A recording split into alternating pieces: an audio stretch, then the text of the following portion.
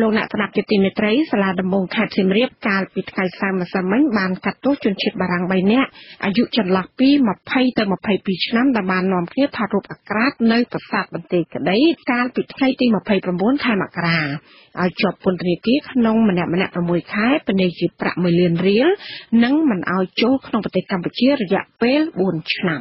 ចាលោកជាងសុជាមេតារាយការណ៍បុរសជនជាតិបារាំងទាំង3នាក់នោះរួមមានឈ្មោះវ៉ាងសង់ហេនរី Rodolphe Hojiot និង Alexandre André Raymond ពួកគេមានអាយុចន្លោះពី20ទៅ22ឆ្នាំចៅក្រមសាលាដំបងខេត្តសៀមរាបដែលកាន់សំណុំរឿងក្តីបុរស3នាក់នេះគឺលោកកុយសៅលោកឲ្យដឹងនៅរសៀលថ្ងៃទី31មករាថាជនជាតិបារាំងទាំងនោះត្រូវបានតុលាការសម្រេចផ្តន្ទាទោសឲ្យជាប់ពន្ធនាគារម្នាក់6ខែពិន័យជាប្រាក់1លានរៀលនិងមិនអនុញ្ញាតឲ្យចូលស្នាក់នៅក្នុងប្រទេសកម្ពុជារយៈពេល4ឆ្នាំក្រៅពីនេះសម្ភារៈថតរូបរបស់ពួកគេដូចជាម៉ាស៊ីនកាមេរ៉ាជាដើមក៏ត្រូវបានតុលាការដកហូតធ្វើជាសម្បត្តិរបស់រដ្ឋផងដែរយ៉ាងណាក៏ដោយទោសជាប់ពន្ធនាគារ6ខែនោះត្រូវព្យួរមិនអនុវត្តឡើយលោកកុយសៅឲ្យដឹងបន្ថែមថាពួកគេត្រូវបានចោទប្រកាន់ពីបទមួយចំនួនរួមមានបទបង្ហាញកេរ្តិ៍ភេទនៃក្រមព្រហ្មទណ្ឌកម្ពុជានិងបទបង្ហាញរូបភាពអាហារភាសដែលមានចែងនៅក្នុងច្បាប់ស្តីពីការបង្ក្រាបអំពើពង្រត់និងលួចដូរមនុស្សនិងអំពើធ្វើអាជីវកម្មលើមនុស្សយើងធ្វើការថ្លឹងថ្លែងចេញស្តីសម្រេចហ្នឹងក៏យើងមើលដែរយើងមិនចិត្តអានេះទេណាយើងត្រូវមើលទៅដល់ជំនាញទម្លាប់បទដ្ឋានអន្តរជាតិគេដែរអញ្ចឹងណាសាវនាការហ្នឹងគឺយើងកាត់ស្តីហ្នឹងគឺថាគោរពទៅតាមក្រមព្រហ្មទណ្ឌរបស់យើងណាគាត់រំលោភទៅលើក្រមព្រហ្មទណ្ឌរបស់យើងហ្នឹងបាទហើយនឹងគាត់រំលោភទៅលើដែលមានចែងនៅក្នុងច្បាប់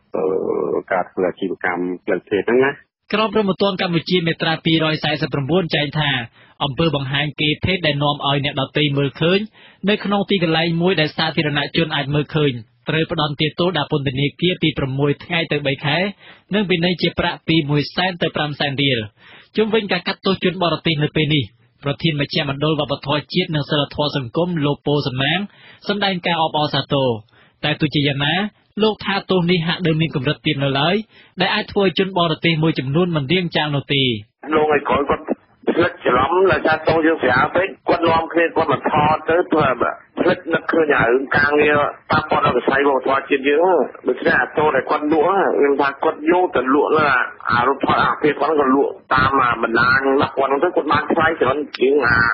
គុំខាំងច្បាប់នៅកម្ពុជាយើងបើតែមួយចាប់ដៃណាហើយបើមិនថាយើងធ្វើអញ្ចឹងគឺមិនញើទេការកាត់ទោសជនជាតិបារាំង3នាក់នេះធ្វើឡើងគឺនៅស្របពេលដែលអាជ្ញាធរជាតិអប្សរាកំពុងប្រតិកម្មចំពោះគេហទំព័ររបស់ក្រុមហ៊ុនចិនឈ្មោះ Vinimall ដែលបានថតរូបស្រីអាក្រាតកាយនៅតំបន់អង្គរកាលពីពេលថ្មីៗនេះលោកប៉ូសំណាងមានប្រសាសន៍ថាដើម្បីបង្ការកុំឲ្យបញ្ហាដដែលនេះកើតឡើងអាជ្ញាធរគួរដាក់បង្ហាញស្លាកសញ្ញានៅតាមច្រកទ្វារចូលទៅកាន់ប្រាសាទនានាដើម្បីណែនាំឲ្យភ្ញៀវទេសចរបានដឹងលោកជឿជាក់ថាប្រសិនបើមានបម្រាមហាមឃាត់ត្រឹមត្រូវភ្ញៀវទេសចរបរទេសភាគច្រើននឹងអនុវត្តតាមខ្ញុំយេសុជាមេតាវັດឈូអាស៊ីសេរីភ្នំពេញ